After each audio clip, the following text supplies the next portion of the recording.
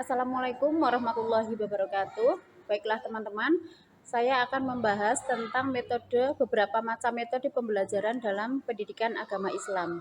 Salah satunya yaitu ceramah, yang kedua adalah diskusi, yang ketiga tanya jawab, yang keempat pemberian tugas, kelima problem solving, yang keenam demonstrasi, dan yang ketujuh atau yang terakhir adalah bimbingan. Sebenarnya masih banyak beberapa metode, untuk pembelajaran PAI, tapi saya hanya akan membahas 7 yang memungkinkan atau relevan yang setiap hari saya ajarkan kepada anak-anak. Demikian. Yang pertama yaitu metode ceramah. Metode pembelajaran dengan ceramah adalah metode penyampaian pembelajaran dari guru ke muridnya secara lisan dalam suatu lingkup belajar. Artinya, guru yang menyampaikan kepada siswanya dan siswa hanya mendengarkan. Jadi dalam metode ceramah ini ada yang namanya komunikasi satu arah, yaitu antara guru kepada muridnya. Ini memang yang paling sering kali saat ini paling sering digunakan di dalam kelas, utamanya untuk anak-anak SD. Karena saya juga mengajar SD, maka saya sering menggunakan metode ini. Tapi tidak hanya satu metode, ada metode yang selanjutnya. Nah, yang kedua yaitu metode diskusi. Metode pembelajaran diskusi adalah metode pembelajaran yang menghadapkan peserta didik pada suatu permasalahan, menjawab pertanyaan, memecahkan masalah, dan membuat sebuah keputusan. Jadi setelah metode ceramah, kita akan adakan yang namanya diskusi, di mana diskusi ini biasanya berkelompok. Dalam satu kelas itu biasanya saya membagi menjadi 4 kelompok. Dalam setiap kelompok itu bisa terdiri dari 6 sampai 9 anak, tergantung jumlah muridnya itu ada berapa. Di sana saya akan memantik, saya jadi pemantik dan memberikan satu masalah kepada mereka. Biasanya berbeda, masalah antara yang satu dengan yang lain itu berbeda tiap kelompok, dan mereka akan saling diskusi untuk membahas masalah itu, kemudian menyimpulkan dari apa yang pernah saya sampaikan dalam metode ceramah. Jadi dalam metode pembelajaran ini antara ceramah dan diskusi itu akan saling berkaitan, akan saling berkaitan. Mereka tidak berdiri sendiri, ceramah saja, diskusi saja, tidak. Dan setelah diskusi nanti juga akan ada metode berikutnya. Oke, metode selanjutnya yaitu di sini saya menuliskan tanya jawab. Metode tanya jawab adalah metode di mana guru memberikan pertanyaan dan murid menjawab pertanyaan, begitu juga sebaliknya. Tujuannya mengetahui seberapa jauh peserta didik mampu mengingat dan menguasai pelajaran yang telah diajarkan. Nah, dalam hal ini metode tanya jawab itu sering saya lakukan ketika setelah metode ceramah diterapkan. Jadi setelah ceramah itu nanti kita buka sesi untuk pertanyaan tanya jawab. Jika murid tidak mau bertanya, maka saya yang akan memantiknya, akan memberikan mereka pertanyaan. Jadi saya bisa menggali informasi sejauh mana anak itu mampu menangkap informasi yang telah saya sampaikan. Seberapa jauh anak itu menangkap atau merespon sesuatu dan mentimbal baliknya itu sudah sampai mana gitu. Saya biasanya memang setelah memberikan ceramah, saya memberikan tanya jawab. Setelah tanya jawab, mereka juga akan mencatat.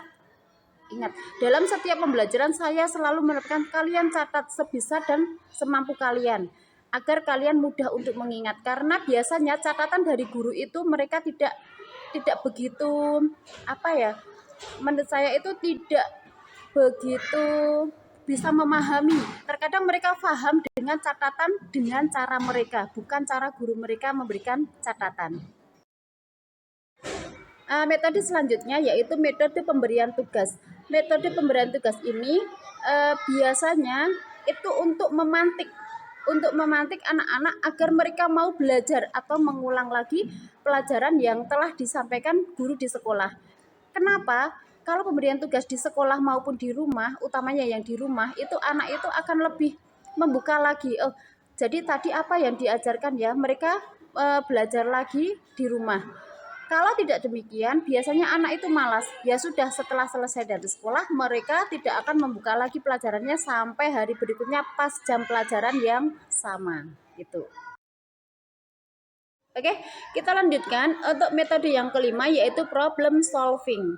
Metode problem solving adalah proses mental dan intelektual dalam menemukan masalah kemudian memecahkan masalah dengan informasi akurat dan dapat membuat kesimpulan dengan cermat dan cepat. Oke.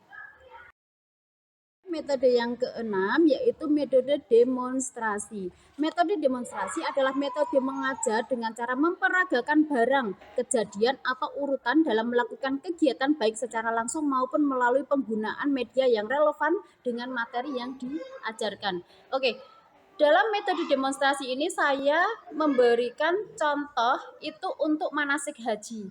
Barangkali untuk manasik haji ini sangat tepat. Kenapa?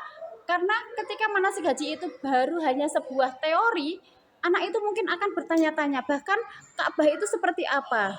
Terus Hajar Aswad itu seperti apa? Tawaf itu melingkarnya tawaf itu seperti apa? Tahallul itu apa gitu.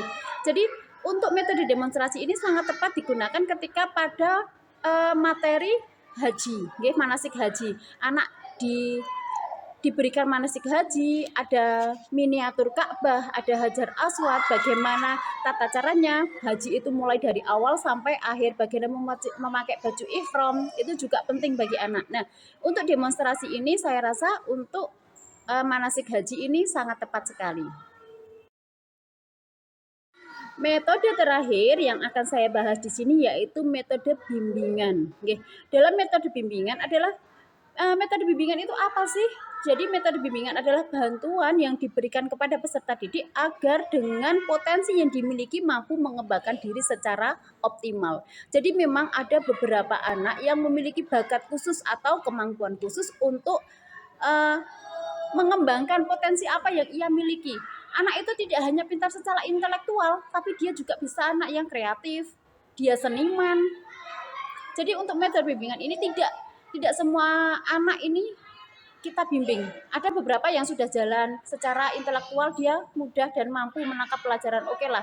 Tapi untuk beberapa anak yang mungkin dia hanya bisa menggambar, dia pintar dalam hal kaligrafi, kita memberikan bimbingan, kita arahkan ke arah yang lebih baik agar dia potensi yang dia miliki itu bisa berkembang dan dapat berguna di kemudian hari. Ada lagi anak yang bisa tilawah ataupun anak yang bisa khitobah. Kadang dia itu tidak pandai untuk di kelas, dalam mengingat pelajaran tidak bisa, tapi dia pandai bicara, public speakingnya bagus, maka anak itu kita bimbing, kita arahkan menuju apa yang dia mampu, potensi apa yang dia punya dalam dirinya. Demikian. Oke, sekian dari saya. Dari beberapa macam metode pembelajaran itu mungkin masih banyak kekurangan ataupun hal-hal yang kurang tepat. Silakan untuk teman-teman dan rekan-rekan yang lain untuk berdiskusi. Barangkali ada sanggahan, ada kritik dan saran dari saya, sangat saya terima. Matur suwun, terima kasih. Wassalamualaikum warahmatullahi wabarakatuh.